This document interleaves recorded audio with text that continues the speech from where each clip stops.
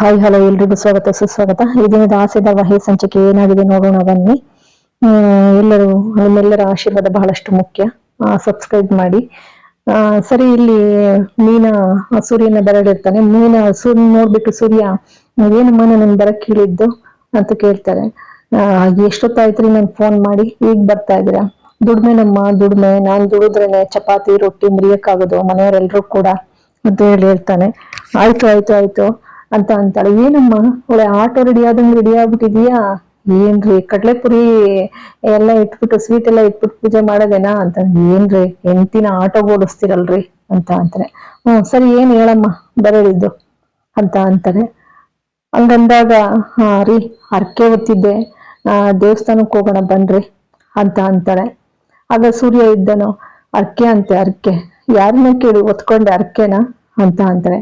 ನನ್ ಕೇಳಿದ್ವಿ ಮುಂದಿನ ಸಾರಿ ಅರ್ಕೆ ಹೊರ್ಬೇಕು ಗೊತ್ತಾಯ್ತಾ ಅಂತ ಅಂತಾಳೆ. ರೀ ಅವಾಗ ಇರೋ ಆಟೋ ಕಳ್ದೋಗಿತ್ತಲ್ವಾ, ಅದಕ್ಕೆ ಅರ್ಕೆ ಹೊತ್ಕೊಂಡಿದ್ದೆ, ಹಾಗಾಗಿ ಬನ್ರಿ ಹೋಗೋಣ ಅಂತ ಅಂತಾಳೆ. ಎಲ್ಲಾ ನನ್ ಕರ್ಮ ಅಂತ ಹೇಳಿ ಅಂತಾನೆ. ಲೀಸ್ಗೆ ಹಾಕೊಂಡಿರೋ ಗಾಡಿ ತರ ಆಗ್ಬಿಟ್ಟಿದೀನಿ ನಾನು ಅಂತ ಹೇಳ್ತಾನೆ. ಸೂರ್ಯ ಮೀನ ಇಬ್ರು ಕೂಡ ದೇವಸ್ಥಾನಕ್ಕೆ ಬರ್ತಾರೆ. ದೇವಸ್ಥಾನಕ್ಕೆ ಬಂದಾಗ ಆಮೇಲೆ ಸೂರ್ಯ, ಕನಕ ಮತ್ತೆ ಅವ್ರ ಅತ್ತೆ ಎಲ್ರು ಕೂಡ ಇರೋದನ್ನ ನೋಡ್ತಾನೆ. ನೋಡಿದಾಗ ಅವ್ನಿಗೆ ಆಶ್ಚರ್ಯ ಆಗುತ್ತೆ. ಜೊತೆಗೆ ಅಲ್ಲಿ ಕಾರ್ ನಿಂತಿರೋದ್ ನೋಡಿ ಚೇತುನು ಬರ್ತಾನೆ. ಆ ಚೇತು ಬಂದ್ಮೇಲೆ ಚೇತು ಏನು ಇದು ನಾವ್ ನೋಡಿದ್ವಲ್ಲ ಆ ಕಾರ್ ಬಂದ್ಬಿಟ್ಟೈತಲೋ ಅಂತ ಅಂತಾನೆ. ಹಂಗಂದಾಗ ಅಮ್ಮನಪ್ಪ ಪೂಜೆಗೆ ಬಂದಿರ್ಬೇಕು ಅಂತ ಹೇಳ್ತಾನೆ.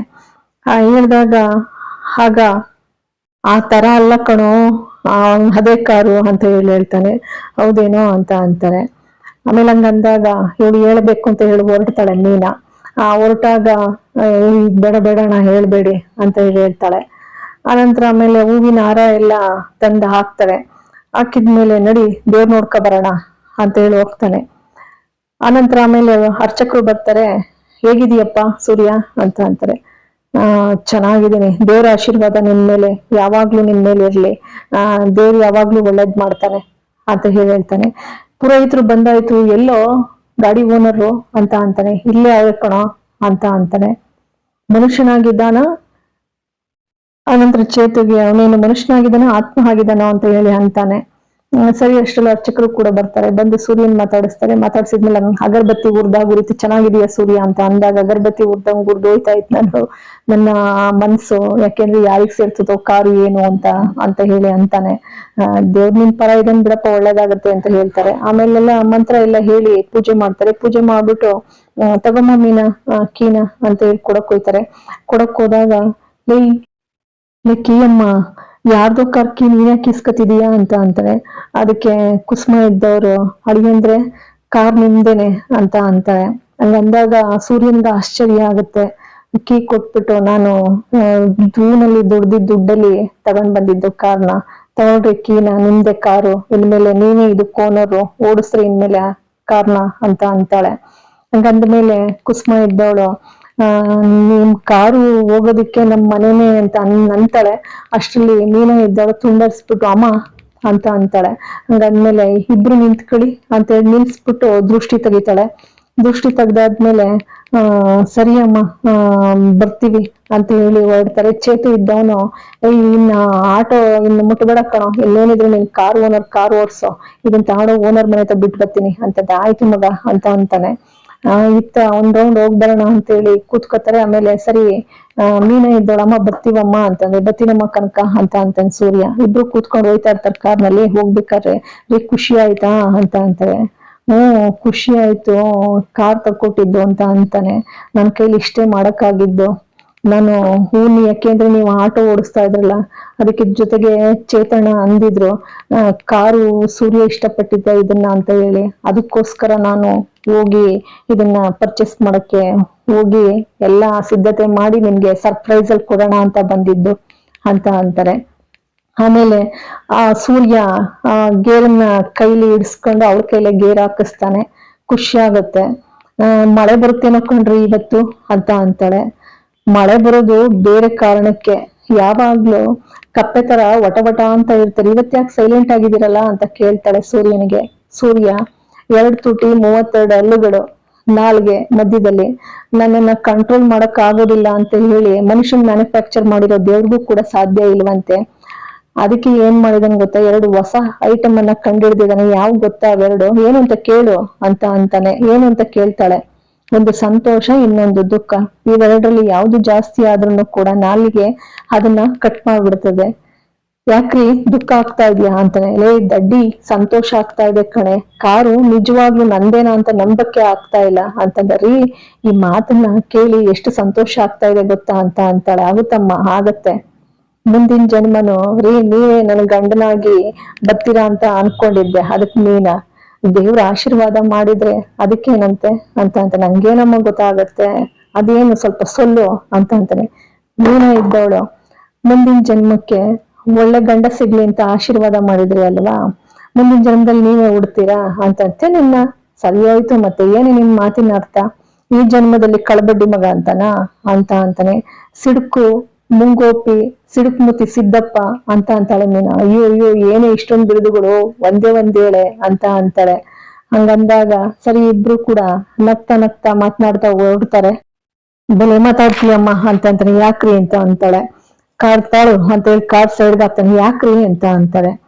ಹಂಗಂದಾಗ ಆಮೇಲೆ ಹೂ ತಕ್ಕೊಡ್ತಾನೆ. MH ಅಂತ ಅಂತಾನೆ. MH ಕುಡಿಸ್ತೀರಾ ಅಂತ ಅಂತಾಳೆ. MH ಅಂದ್ರೆ ಮಲಗೆ ಹೂವು ಅಂತ, ನೀನ್ ಕಾರ್ ಕೊಡ್ಸಿದ್ಯಲ್ವಾ ಅದಕ್ಕೆ ಅಂತೇಳಿ 4 ಮೊಳ ಹೂ ತಗೊಂಡು ಅವನು ತಲೆಗೆ ಮಡಿಸ್ತಾಳೆ. ಆಮೇಲೆ ಎಲ್ರು ಶೆಡ್ಡಿಗೆ ಬರ್ತಾರೆ. ಶೆಡ್ಡಿಗೆ ಬಂದ್ಬಿಟ್ಟು ಎಲ್ರಿಗೂ ಎಲ್ಲಾ ವಿಷಯ ಗೊತ್ತಿದ್ರು ನನಗೆ ಸರ್ಪ್ರೈಸ್ ಕೊಡ್ಬೇಕು ಅಂತ ಆ ಪ್ಲಾನ್ ಮಾಡಿದ್ರ ಅಂತ ಅಂತಾನೆ. ಚೇತನ್ ಪ್ಲಾನ್ ಮಾಡಿದ್ದು ಆಯ್ತು, ಸಕ್ಸಸ್ ಸಿಕ್ಕಿದ್ದು ಆಯ್ತು, ಇನ್ನೇನ್ ಮಗ ಅಂತ ಅಂತಾನೆ. ನಮಸ್ಕಾರ ಗುರು ಅಂತ ಬರ್ತಾನೆ ಸ್ಟಿಕ್ಕರ್ ಅವನು. ಏನು ಶಂಕರ ನೀನಿಲ್ಲಿ ಅಂತ ನಾನೇ ಕಣೋ ಬರಕ್ ಹೇಳಿದ್ದು, ಗಾಡಿಗೊಂದ್ ಲೇಬಲ್ ಇರ್ಬೇಕಾದ್ರೆ ಗಾಡಿಗೊಂದ್ ಲೇಬಲ್ ಹಾಕ್ಸದ್ ಬೇಡ್ವೇನೋ ಬಾಡಿಗೆ ಇರ್ಬೇಕಾದ್ರೆ ಅಂತ ಅಂತಾನೆ.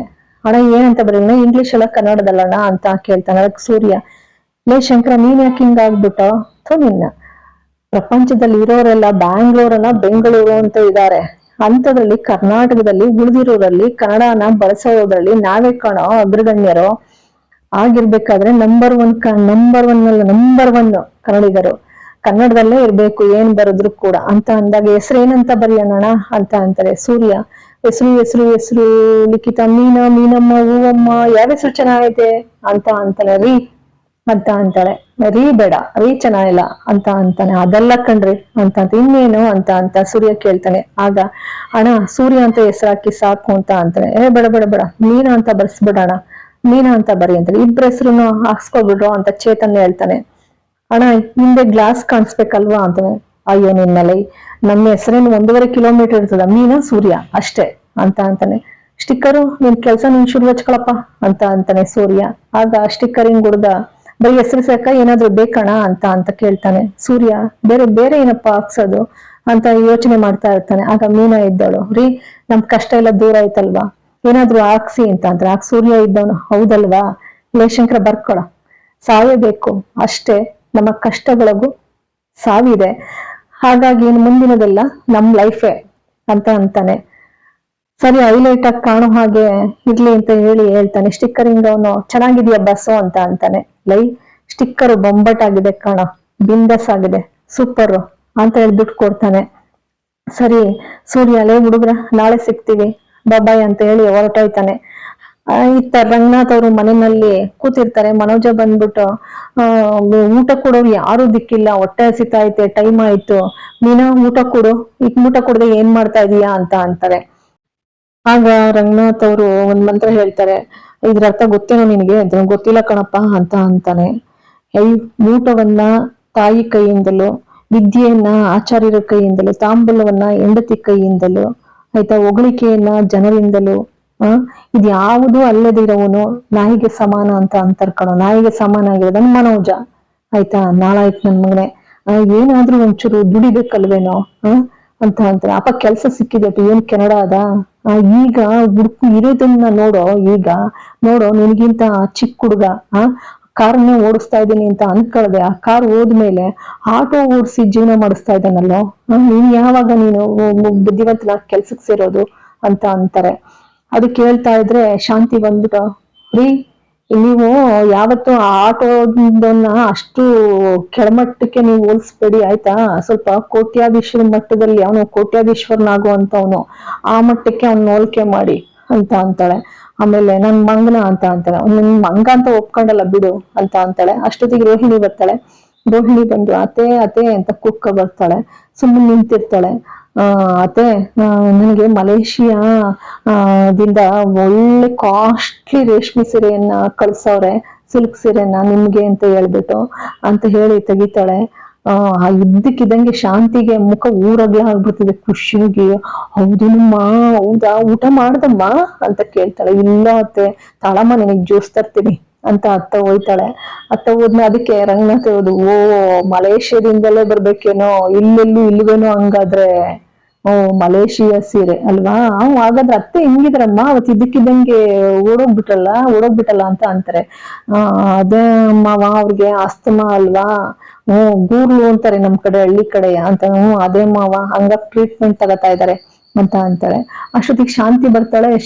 ಶಾಂತಿ ಜ್ಯೂಸ್ ತರಕ್ಕೆ ಅಂತ ಹೋಯ್ತಾಳೆ. ಹೋಗೋ ಅಷ್ಟೊತ್ತಿಗೆ ಮೀನ ಬರ್ತಾಳೆ. ಮೀನ ಬಂದವಳೆ. ಇವಳು ಶಾಂತಿ ಮಲ್ಲಿಗೆ ಹೂವು ನಮ್ ಫ್ರಿಜ್ ಆಗ್ಬೇಕೇನೋ ಗಿಡಕ್ಕೆ, ಫ್ರಿಜ್ ನಲ್ಲೇ ಇಡ್ತಾರೆ ಯಾವಾಗ್ಲೂ ಅಂತ ಅನ್ಕೋತಾರೆ. ಅತ್ತೆ ಮಲ್ಲಿಗೆ ಹೂ ಫ್ರಿಜ್ ಅಲ್ಲೆಲ್ಲ ಇಲ್ಲಿ ನೋಡಿ ಇಲ್ಲಿ ಅಂತ ಅಂತಾಳೆ ರೋಹಿಣಿ.